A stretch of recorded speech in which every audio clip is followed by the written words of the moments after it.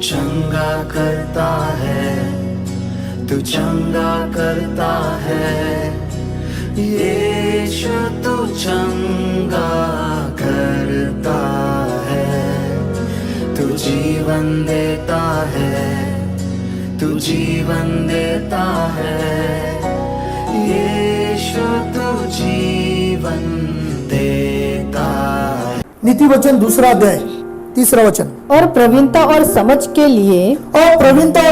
लिए अति यत्न से पुकारे। प्रवीणता और समझ के लिए यत्न के साथ पुकारे। समझ के लिए मसीह के वचन का समझ हमें चाहिए प्रियो।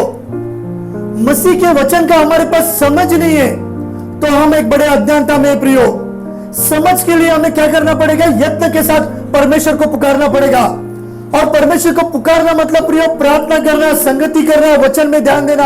और जब आप उसकी खोजबीन करेंगे निश्चय परमेश्वर इन बातों को देने में सामर्थ्य है। हमने पवित्र शास्त्र में अनेक बार ऐसे परमेश्वर के सेवकों के बारे में देखा है जो यत्न से पुकार रहे थे परमेश्वर को। उजिया मर चुका था, यशायाह नबी ने यत्न के साथ पुकारा और प्रभु ने पूछा कि कौन जाएगा मेरे कामों के लिए। यशायाह नबी कहता है कि मुझे भेज, मैं जाऊंगा। और प्रभु ने उसका इस्तेमाल किया है प्रियो। जो लोग यत्न से प्रभु के पास आते उससे पुकारते, प्रभु उन्हें प्राप्त होने वाला है। हालेलुया। परमेश्वर का वचन का उससे प्रकाशन प्राप्त होने वाला है। इसलिए प्रियो प्रभु के वचन में समय बिताने की जरूरत है। हम देखते हैं कि उजिया के बारे में भी वो दिन रात परमेश्वर के वचन पर ध्यान लगाता था। प्रभु ने उससे अत्यंत सामर्थ्य किया और उसकी सीमा को भी बढ़ाया है। हम देखते हैं प्रियो कि वो छोटी सी उम्र में 13 वर्ष की उम्र में इस्राएल का राजा बन चुका था। 52 वर्ष तक परमेश्वर ने उससे बातचीत की। उस समय किसी से भी, प्रेरितों से या किसी भी भविष्यवक्ता या राजा से परमेश्वर ने बात नहीं की थी, पर केवल उजिया के साथ परमेश्वर बात करता था। हम देखते हैं प्रियो पवित्र शास्त्र में ऐसे अनेक परमेश्वर के सेवक थे जिनसे परमेश्वर बातचीत करता था, क्योंकि वे पूरे यत्न के साथ परमेश्वर को ढूंढते थे। और प्रियो जो लोग यत्न के साथ परमेश्वर को ढूंढते, प्रभु निश्चय उन्हें प्राप्त होने वाला है। परमेश्वर का वचन कहता है कि ढूंढोगे तो तुम पाओगे, खटखटाओ तो खोला जाएगा। प्रियो हम ढूंढते हैं, हम मांगते हैं, निश्चय हमें परमेश्वर प्राप्त होने वाला है। क्योंकि प्रभु चाहता है कि ऐसे पुकारने वाले लोग आए, ऐसे ढूंढने वाले लोग आए, ऐसे खटखटाने वाले लोग आए, ऐसे मांगने वाले लोग आए कि जिसे मैं पूरे उत्साह के साथ में देने के लिए उन्हें तैयार हो जाओ। पर ऐसे लोग जब भी नहीं आते प्रियो तो परमेश्वर भी नहीं देने वाला। इसे कहता है ढूंढोगे तो तुम पाओगे, खटखटाओ तो खोलेगा, मांगोगे तो तुम्हें दिया जाएगा। प्रियो हमें खटखटाना है, हमें ढूंढना, हमें मांगना है, प्रभु देने में सक्षम है। प्रियो जो पूरे मन से यत्न से परमेश्वर को ढूंढते प्रभु निश्चय उन्हें प्राप्त होने वाला है। 4 वचन। और उसको चांदी के समान ढूंढे, और उसे चांदी के समान ढूंढे, और गुप्त धन के समान, उसकी खोज में लगा रहे। उसकी खोज में लगा रहे। प्रियो यहाँ पर हमने देखा कि उसे ढूंढना है, उसे ढूंढना है, पर उसके ढूंढने का मूल्य क्या है वो भी बताया जा रहा है। एक चांदी के समान और छुपा हुआ खजाने के समान उसे ढूंढे।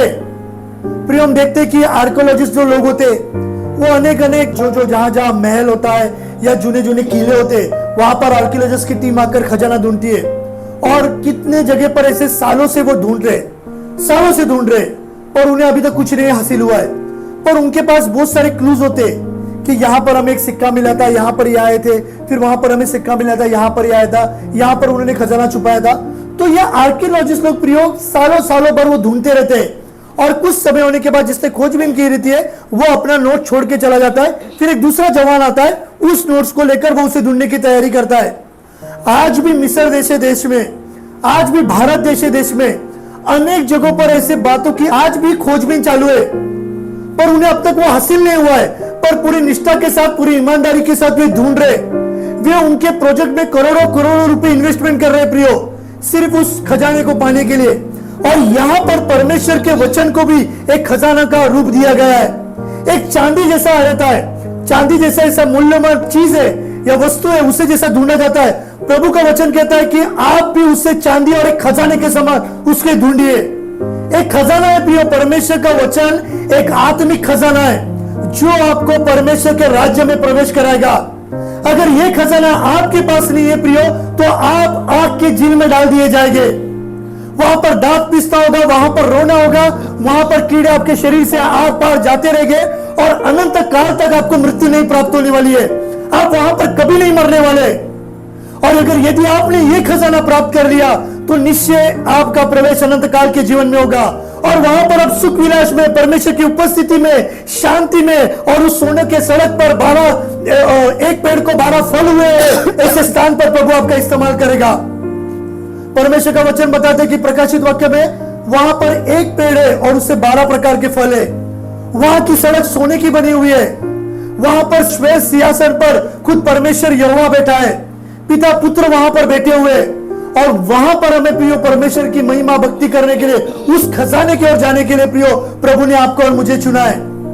यहां का खजाना प्रियो ज्यादा से 80 साल, 70 साल, 90 साल तक हम ढूंढ पाएंगे, उसके बाद हमें ये सब छोड़कर जाना है। पर एक अनंत काल का खजाना है प्रियो, जहां पर हमारा प्रवेश होना अनिवार्य है। अगर हम वहां पर नहीं गए तो हमने इस पृथ्वी पर रह के कुछ भी लाभ हासिल नहीं किया है प्रियो। इसे यहाँ पर लेखक कहता है, सुलेमान कहता है कि आप कैसे ढूंढना है उस खजाने को, और उसको चांदी के समान ढूंढे, हाँ, और गुप्त धन के समान उसकी खोज में लगा रहे। क्या लिखा है? गुप्त धन के समान उसकी खोज में लगा रहे। मिला नहीं है, पर क्या लिखा है? खोज में लगा रहे। जब हम खोज में लगे रहेंगे प्रियो, तभी हमें परमेश्वर के वचन का प्रकाशन प्राप्त होगा। खोज में नहीं लगा है, कुछ प्रकाशन है, यहाँ से यूट्यूब पे सुनेंगे, वहां से यूट्यूब पे सुनेंगे, उसका एक पॉइंट ले लेंगे, इसका एक पॉइंट ले लेंगे और एक मैसेज बनाएंगे, इससे काम नहीं बनने वाला प्रियो। हमारी व्यक्तिगत खोज में नहीं हमारा बचाव करेगा। जब मैं शुरुआती के समय था, जब मैं नया नया आया था, तब मैं पॉइंट ढूंढता था और उसके ऊपर मैसेज बनाता था। अच्छा रहता था, बहुत इंपैक्टफुल रहता था। पर वो क्या हो गया था, मेरा 50% नोट्स तैयार हो गया था और उसमें इतना आशीष नहीं रहता था। जब व्यक्तिगत आप ढूंढते थे उसका आनंद अलग रहता था। और जब मैंने इस चीज को जान लिया तो हमने उस पॉइंट को बाजू में करके अपनी व्यक्तिगत तैयारी करने लगे। प्रियो, एक मसीह मनुष्य हमेशा अपने पास मैसेज तैयार रखता है। एक मसीह मनुष्य क्या करता है? अपने पास हमेशा क्या करता है? मैसेज तैयार रखता है। नहीं तो आप इसका वीडियो देख रहे, आप उसका वीडियो देख रहे, आप इसका वीडियो देख रहे, नष्ट हो जाएगी। मैं ऐसा नहीं बोलता वीडियो देखना नहीं है, पर आपकी व्यक्तिगत तैयारी क्या है? आप क्या व्यक्तिगत तैयारी कर रहे हैं? क्या आप खोजबीन कर रहे हैं?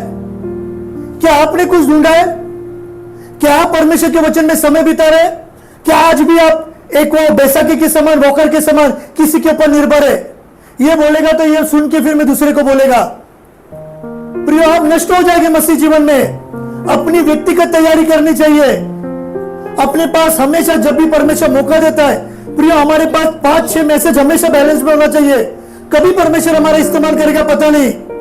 मैं अनेक लोगों को जानता हूं, परमेश्वर ने बहुत साल पहले उन्होंने मैसेज तैयार किया था, पर वो मैसेज परमेश्वर ने 4 या 5 साल के बाद उन्हें देने का मौका मिला है। प्रभु ने जो दिया है प्रियो, लिख के ले लो, मैसेज बना के रखो। प्रियो, जो मैं करता हूं वो मैं आपको करने को बोल रहा हूं। मुझे भी इस चीज की पहचान नहीं थी, पर जैसे जैसे मसीह में बढ़ने लगे हमें समझ में आया जो परमेश्वर हमसे बातचीत कर रहा है उस समय, उस दिन में वो लिख के रखना है। इसका इस्तेमाल हम कभी भी कर सकते हैं, पर प्रियो प्रभु ने दिया है वो हमें लिख कर रखना है। और यही मैसेज प्रियो आने वाले दिनों में आपका परमेश्वर इस्तेमाल करेगा। मैं परमेश्वर के ऐसे बड़े बड़े महान सेवक को जानता हूं जिनके पास परमेश्वर का वचन ज्यादा नहीं था। 15, 20, 22 साल, सिर्फ 22-25 मैसेज उन्होंने 50 साल प्रचार किए। कितने साल प्रचार किए? 50 साल प्रचार किए। केवल 22 से 15 मैसेज, 22 से 15 मैसेज प्रियो 50 साल उन्होंने प्रचार किया है, क्योंकि वो परमेश्वर का सच में आया हुआ प्रकाशन था। वो प्रकाशन जहां पर भी दिया जाता था लोग प्रज्वलित हो जाते थे, लोग आशीषित हो जाते थे। और प्रियो, परमेश्वर ने ऐसा लोगों के द्वारा काम किया है। हमें भी हमारे मैसेज को तैयार रखना है प्रियो। कुछ बातें होते हैं हम भूल जाते हैं, बार बार लोगों को याद दिलाने की जरूरत है। अगर हम क्या खाए थे परसों हमें याद नहीं है प्रियो, पर हम बार बार बोलते रहेंगे तो हमें हमेशा याद रहेगा। जब हम यहां पर आते हैं, हम हमारे मंडली का विश्वास बढ़ते। क्यों बढ़ते मंडली का विश्वास? हमें याद रहने के लिए कि हम क्या, किस प्रकार का हमारा विश्वास है, हम किस चीज को फॉलो कर रहे हैं। और एक वचन हम पढ़ेंगे, 5वां वचन। तो तू यहोवा के भय को समझेगा। तो तू यहोवा के भय को समझेगा। कभी हम यहोवा के भय को समझेंगे जब हम उस खजाने को ढूंढ लेंगे। हालेलुया। जब तक वचन का प्रकाशन नहीं है ना, तब तक परमेश्वर का भय नहीं है। ध्यान में रखना, जब तक परमेश्वर के वचन का प्रकाशन नहीं है तब तक परमेश्वर का भय नहीं है। तू कौन? तेरे को देख लेगा, जा तू। मालूम है ना हमारी ऐसी भाषा होती है। क्यों ऐसी भाषा होती है? हमारे पास परमेश्वर के वचन का प्रकाशन नहीं है। तू कभी से आया, मैं कितना पुराना है, मैं कितना नया है, तू क्या सिखाएगा? तो इस प्रकार की बातचीत कब होती है? जब परमेश्वर के वचन का प्रकाशन नहीं होता। पर जब मनुष्य गुप्त धन प्राप्त कर लेता है, जब उसे खजाना मिल जाता है, तब वो क्या करता है? परमेश्वर को डरने लगता है। हालेलुया, वो भयभीत होने लगता है। एक डरा हुआ मनुष्य कैसा होता है उनके प्रियो? उसके पास परमेश्वर के वचन का प्रकाशन होता है। यह राजा सुलेमान हमें बता रहा है। हम देखते हैं इसके भी बारे में, मूसा के बारे में। उसने कहा जब 40 साल का था, कितने साल का? 40 साल का था, तब बोला मैं फिरौन का बेटा बनेगा नहीं, मैं फिरौन का संतान नहीं है, मैं इस्राएल का संतान है, मेरे को ऐसा कुछ नहीं चाहिए। और सब क्या हुआ? राजपाट छोड़ के चला गया। पर चला नहीं गया, उससे पहले उसने अपनी ताकत से छुड़ाने की कोशिश की। एक गुस्सा मारा, एक मर गया, डर गया, भाग गया। तभी भी प्रिय परमेश्वर ने उसका इस्तेमाल नहीं किया। जब वो बूढ़ा हो गया, जब बूढ़ा हो गया, बोलने को नहीं लगने लगा, कमजोर हो गया, कुछ भी नहीं है, क्षमता ही नहीं है, तब परमेश्वर ने उसका इस्तेमाल किया। तभी वो परमेश्वर का भय मानने लगा, तभी वो परमेश्वर के वचन पर चलने लगा। एक प्रकाशन पाया हुआ मनुष्य अपने आप परमेश्वर के भय पे चलने लगता है। पर यह प्रक्रिया है प्रियो। 40 साल का था तभी इनकार किया, फिर 40 साल भाग गया, जंगल में बिताए, फिर 80 साल की उम्र में परमेश्वर ने इस्तेमाल किया और फिर 120 तक इस्तेमाल किया। तो एक दिन में प्रकाशन प्राप्त किया गया नहीं प्रियो, एक लंबी दूरी थी। और यह लंबी दूरी की प्रक्रिया प्रियो, धीरे धीरे मसीहत में हमें परमेश्वर के वचन का प्रकाशन प्राप्त होता है। यह एक दिन की प्रक्रिया नहीं है। जब हम वचन का प्रकाशन प्राप्त कर लेंगे तब हम परमेश्वर को क्या होंगे? डरने लगेंगे। अगर उससे पहले वो डरा नहीं रहता था, उसके बाद वचन का प्रकाशन रहता था, तो गुस्सा नहीं मारता था। गुस्सा मारता था क्या? नहीं मारता था। पर जब प्रकाशन प्राप्त हो गया प्रिय, वो नम्र हो गया, वो लोगों के लिए मध्यस्थी करने लगा। प्रभु ने उससे कहा कि इस जाति का मैं नाश कर दूंगा, और जैसा लूत के समय किया था वैसे ही तेरे द्वारा भी एक नई जाति उत्पन्न करूंगा। तो वो परमेश्वर से कहने लगा, परमेश्वर के अभिवचन को, परमेश्वर के वचन के प्रकाशन को याद दिलाने लगा। अरे तूने तो कहा था अब्राहम, इसहाक, याकूब का परमेश्वर, क्या तू अपने अभिवचन को तोड़ देगा? और प्रभु का वचन कहता है कि मूसा के बोलने के द्वारा परमेश्वर का क्रोध ठंडा हो गया। हालेलुया। योग्य समय वचन का प्रकाशन प्रियो स्थिति को ठंडा कर सकता है, स्थिति बदल कर सकता है। यहां तक कि यहोवा परमेश्वर को भी शांत कर दिया है। हालेलुया। वचन की यह ताकत है प्रियो। वचन ऐसा छुपा हुआ खजाना है प्रियो, जब मनुष्य प्राप्त कर लेता है उस खजाने को, तो वो क्या करता है? वो परमेश्वर से डरने लगता है, परमेश्वर के सेवकों का आदर करने लगता है, सम्मान करने लगता है और परमेश्वर के भय में चलने लगता है। फिर एक बार 5वां वचन पढ़े। तो तू यहोवा के भय को समझेगा, तो तू यहोवा के भय को समझेगा और परमेश्वर का ज्ञान तुझे प्राप्त होगा। और तब तुझे क्या होगा? परमेश्वर का ज्ञान प्राप्त होगा। हालेलुया। परमेश्वर का भय मानने के द्वारा ज्ञान प्राप्त होता है। परमेश्वर का भय मानना क्या है? बुद्धि का आरंभ है। जब हम परमेश्वर का भय मानते हैं तो हमारी बुद्धि खुलने की शुरुआत होती है। जब तक हम परमेश्वर का भय नहीं मान रहे प्रियो, हमारे पास वो बुद्धिमत्ता नहीं आ रही है। 6वां वचन। क्योंकि बुद्धि यहोवा ही देता है, क्योंकि बुद्धि यहोवा ही देता है, ज्ञान और समझ की बातें ज्ञान और समझ की बातें उसी के मुंह से निकलती है। उसी के मुंह से निकलती है। हालेलुया। बुद्धि परमेश्वर देता है और ज्ञान और बुद्धि की समझ की बातें उसी से निकलती है प्रियो। यदि उसी से निकलती है तो हमें कहां जाना है? परमेश्वर के सानिध्य में जाना है, परमेश्वर के सानिध्य में समय बिताना है, उसके वचनों पर ध्यान देना है प्रियो, कि जिसके द्वारा परमेश्वर की नाम की महिमा होती रहेगी। अनेक लोग क्या करते हैं प्रियो? कॉपी करने भी जाते हैं इसको उसको। मैं आपको बताता हूं कि कॉपी करने मत जाना। हर एक का अनुग्रह, अनेक का स्टाइल, अनेक की बोलने की बातचीत अलग अलग है। तो प्रियो हमें समझना चाहिए कि हम किसी का भी देख के कुछ भी करने ना लगे। हमारी बुलावट क्या है, हमें क्यों परमेश्वर ने बुलाया है, हमारा व्यक्तिगत पाचरण क्या है, उसे समझ के प्रियो में काम करना है कि जिसके द्वारा परमेश्वर के नाम की महिमा होती रहेगी।